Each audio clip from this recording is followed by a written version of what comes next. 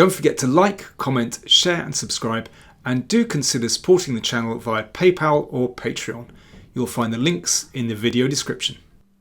My series on World Championship blunders continues. I've jumped a few decades and we've moved up to Fischer, Spassky, Reykjavik 1972.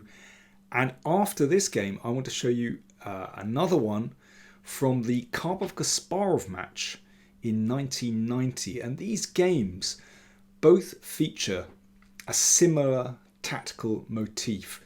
And shockingly, they were overlooked in both these games. Well, they were spotted by one player, overlooked by another. You get what I mean.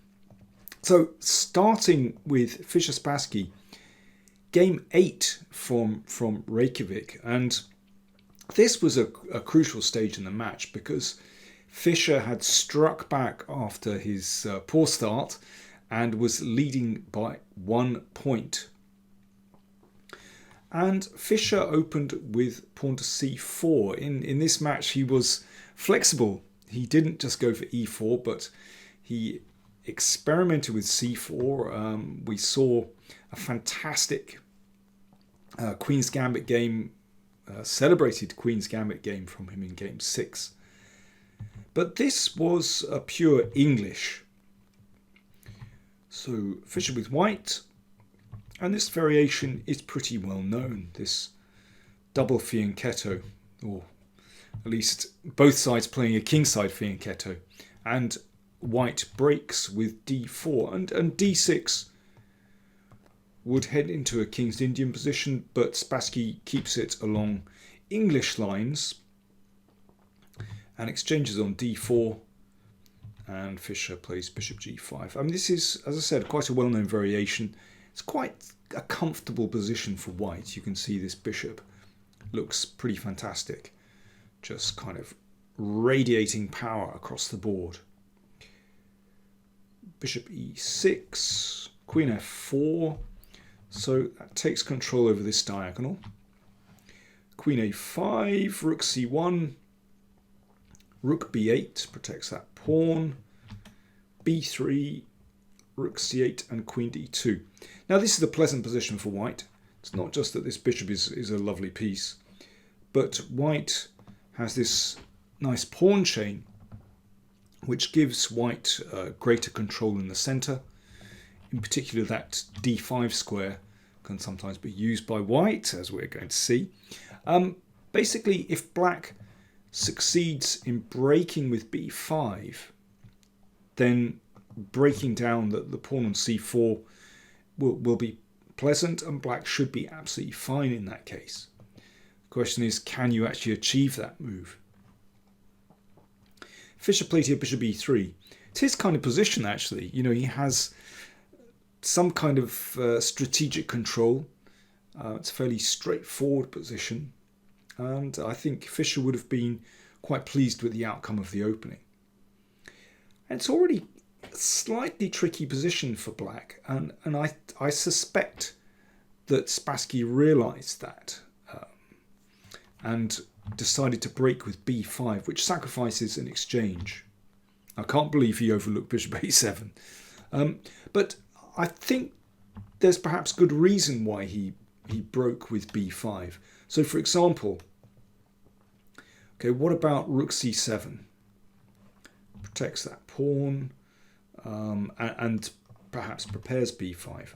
But in that case, knight d5. So unmasking queens here. Queen takes queen. So bishop takes. Now black has to deal with that knight on d5. So bishop takes.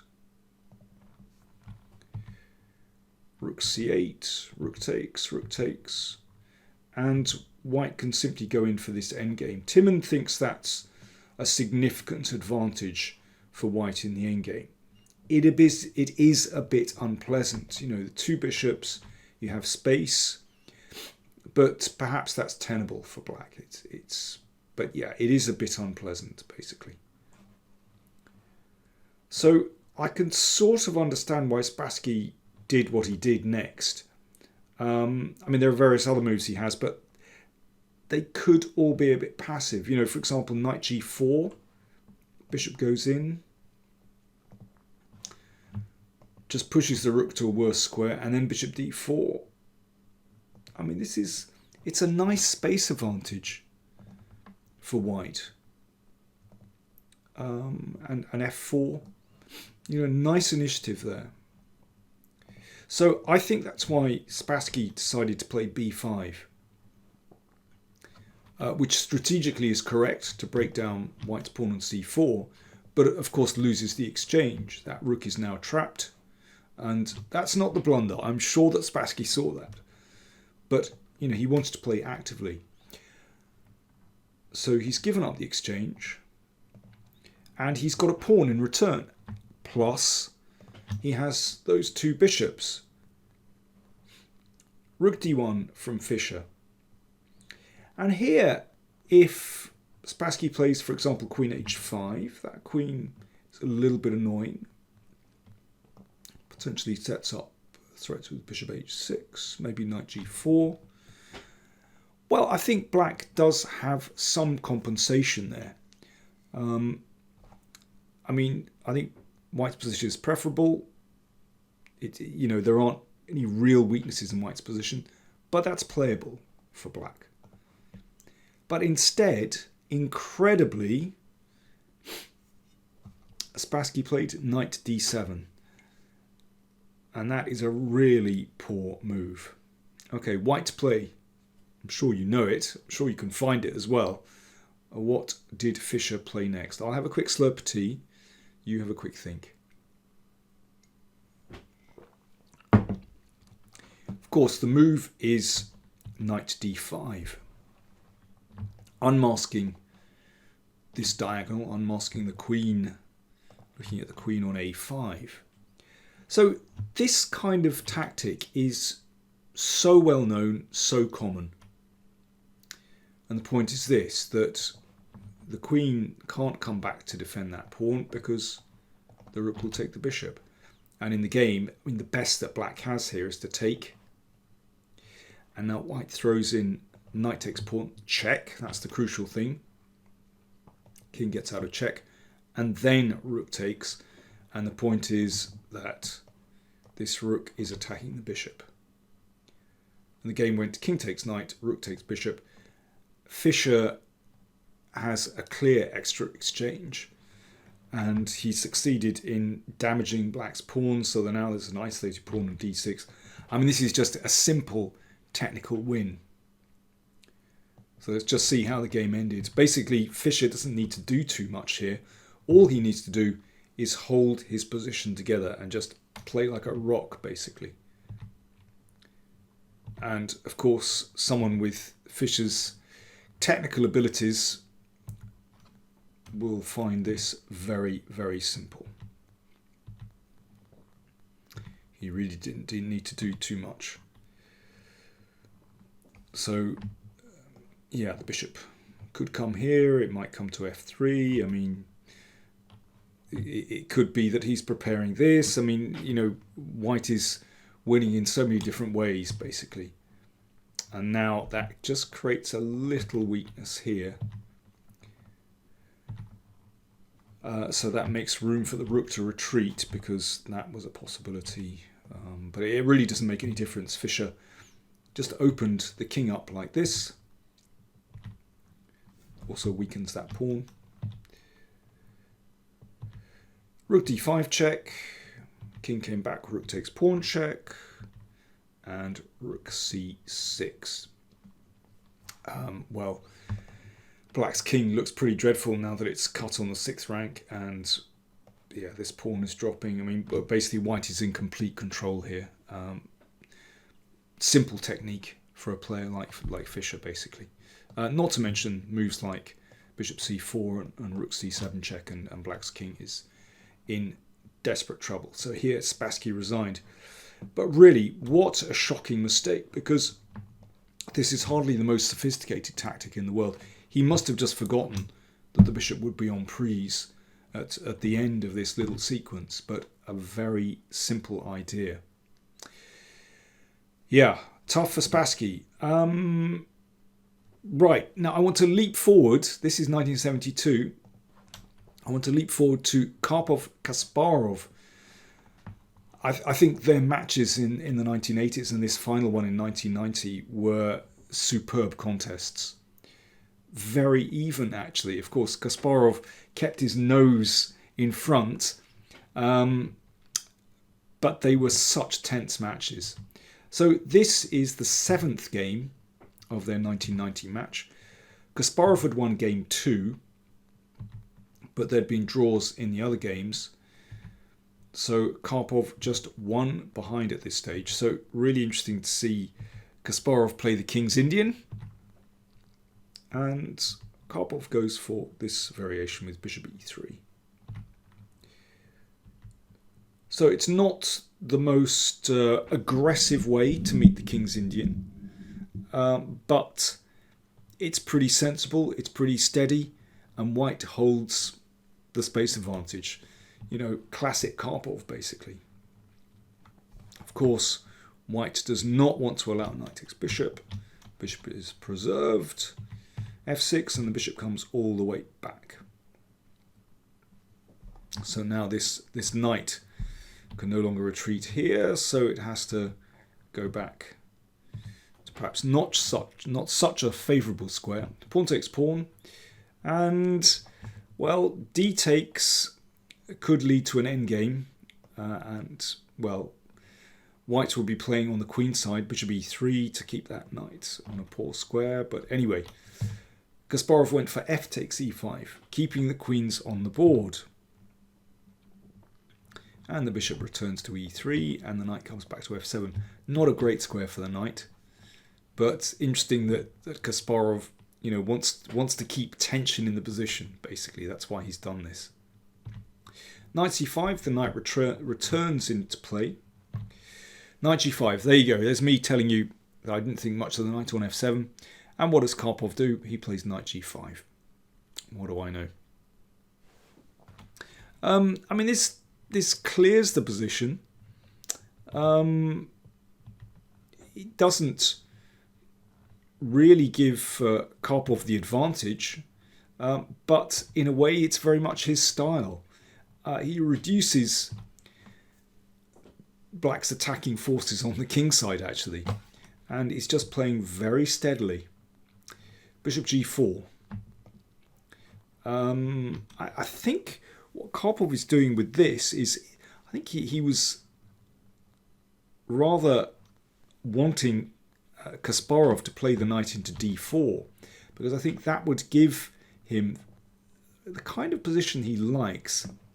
This knight will return to d3, blockading the d-pawn, and then it'll be time for Karpov, having got a kind of positional advantage, to expand on the king side. I think that's the kind of thing he was aiming for. But still, could be quite a double-edged position. But after bishop g4, Kasparov played h5. So he's asking Karpov to exchange off. And now Kasparov has the two bishops. The bishop on f6 isn't great. And having got rid of that knight, then Karpov no longer has to worry about the knight coming to d4. And he's managed to get his knight to the outpost. You know, it's so Karpovian, the way that Karpov is playing the position. It's so typical of his style. You know, he's just very sensible positional moves. He's not trying to blast Kasparov off the board. He's just trying to maintain his advantage, his space advantage, and put his pieces on nice squares. Simple as that. Kasparov keeps the bishop, bishop h4. Rook c1, that protects this pawn in case the knight is pushed out of the way. Rook c3, so the rook takes a more active stance. Who knows, it might come to d3 at some moment. Could be useful on the c-file. It could switch to the king side. b3. Okay, Karpov just holding steady. So before the rook goes to d3, supporting the knight, He's just making sure that that pawn on c4 is protected. c6. Knight comes back to b4. Rook d7. So having driven the knight away from the outpost with c6, of course, that means that the d6 pawn is no longer protected by the pawn. So that is a potential weakness. But now Karpov just moves the rook back. Really interesting. He's making sure his rooks are connected. Bishop f6, and Karpov goes for f4. Well, if that's allowed to advance again, that would seriously disrupt Black's kingside. So pawn takes pawn. So you can see he's managing to target the pawn on d6. Doesn't matter so much that that pawn is isolated. The e5 square is well covered. You know, there's no black knight that's going to establish itself there. So that was all about just training the bishop on d6, but also opening the f-file. So you can see that Black's pieces are just slightly awkwardly placed. If this rook were over on the king side, that would be better, but it's stuck on a8, so that's slightly odd. The bishop is on the f-file, also not great. In fact, it's still playable for Black. Black is still fine. Queen e7 will allow the rook to come over. No doubt their knight would come here, and you know, maybe rook over. I mean, it's a bit more comfortable for White. There's no doubt about that. White has some space advantage. I would say White's king is a bit safer than Black's. Maybe that was just a little bit too passive for Kasparov. Instead, he played the queen to a5. Now, think back to Fischer Spassky. Well, think back to any of your games where you've seen this alignment of a queen on d2 and a queen on a5 with a knight in between. Normally the knight would be on c3, but hey, on b4, it's the same difference. This is remarkable. Queen a5 is an outright blunder, just as Spassky allowing this knight d5 was an outright blunder. Karpov seized the moment. Knight d5. Opening up the diagonal. Attacking the bishop that can be taken with check. Wow, this is an absolute shocker. So if queen takes queen, then knight takes bishop check. And the bishop takes queen, and White has won a piece. That's the basic idea. Not sophisticated. I mean, this is just, you know, one of the most basic tactics you'll see in like a beginner's tactic book. This discovered attack, extraordinary. So, well, what can Kasparov do? Obviously, pawn takes knight, queen takes queen. He gave a check, and this is a really funny moment. I mean, and this reminds me of the last game in the Carlsen-Nepo match, actually. So if you remember, Carlsen had the black pieces, and he made this, well, rather simple exchange sacrifice and got a blistering attack. Why Nepo allowed it, who knows. But basically, Carlsen had the opportunity to pursue the attack and didn't do that, and instead just steered the game into a very favourable endgame, and Carlsen's technique was magnificent, and he duly ticked off the game. That was the end of the match. But, you know, he had quite a simple way to pursue the attack. Same happens here. Karpov played king h1, and we see that his technique takes over. Plays a beautiful, careful, technical game to win. But he could have just played bishop e3. Now, why didn't he do this? So you'll see that the queen is trapped. Now, black does have a remarkable defence, and that's bishop g5. So bishop takes queen, bishop takes queen. But actually, after knight f4, black is still in massive trouble. So if, let's say, queen here, bishop there, you can see the queen is trapped, actually. If queen takes, I think rook e1 does the biz, that bishop is loose. And, well, that's basically the position has gone. I mean, black can give up the queen, but it's pretty useless. Or after knight f4, another variation, bishop takes. Now this does save the queen. And here, well, let me see. If queen e5, bishop d4 is winning, actually. Queen g5, rook f7 wins. And if king here, then bishop there. Queen a3 saves the queen, but actually, in this case, well, white's attack is just too strong. Basically, white controls the f-file. Those rooks cannot be challenged. This bishop can move out of the way to let the queen in.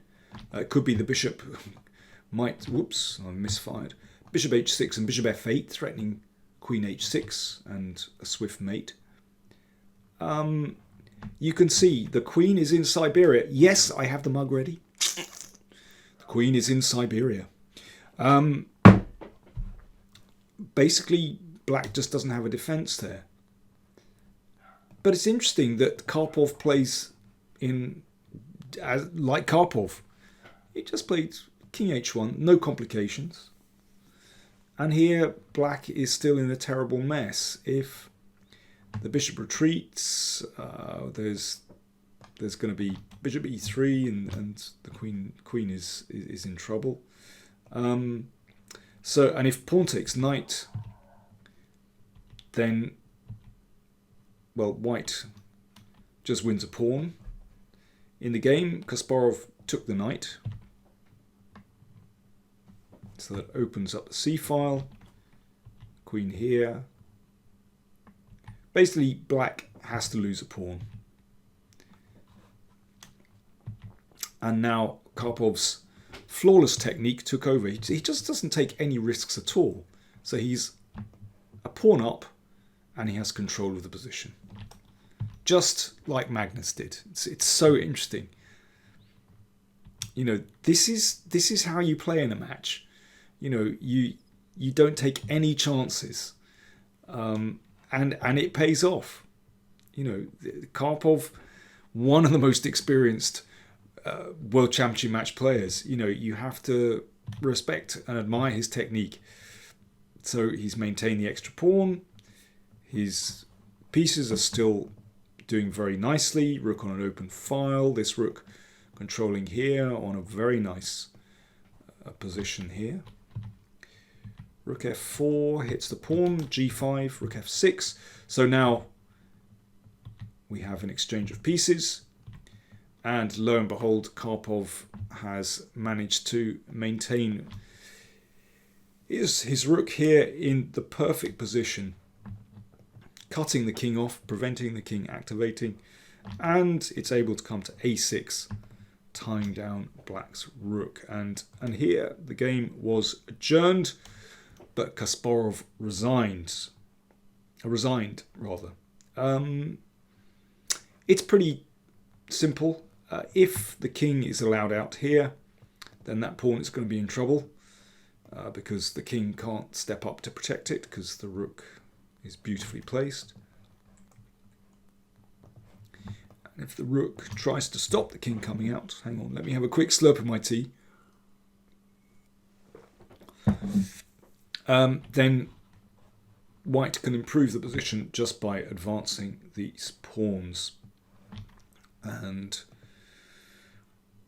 well, black can do nothing here. If the rook stays here, keeping the king bottled in, then white can just advance like this. I mean, you could even move the rook round and play the pawn to a6 and, you know, rook b7, something that's very attractive. Or you can also play b6 and put the pawn on a6 and so on. You can see that the king is terribly placed. I think I would probably move the rook out, actually. I think that's the most attractive way to go. But anyway, it's a question of taste. So anyway, Kasparov resigned here. So extraordinary. How did Kasparov overlook knight d5? And coming back to Fischer Spassky, how did Spassky overlook knight d5 here? Incredible. And the fact that we see this in 2 World Championship matches, wow. There you go. It's tough at the top, guys. Give them a break. When Nepo makes blunders, it happens. There is a lot of pressure there when the whole world is watching. Thank you for watching.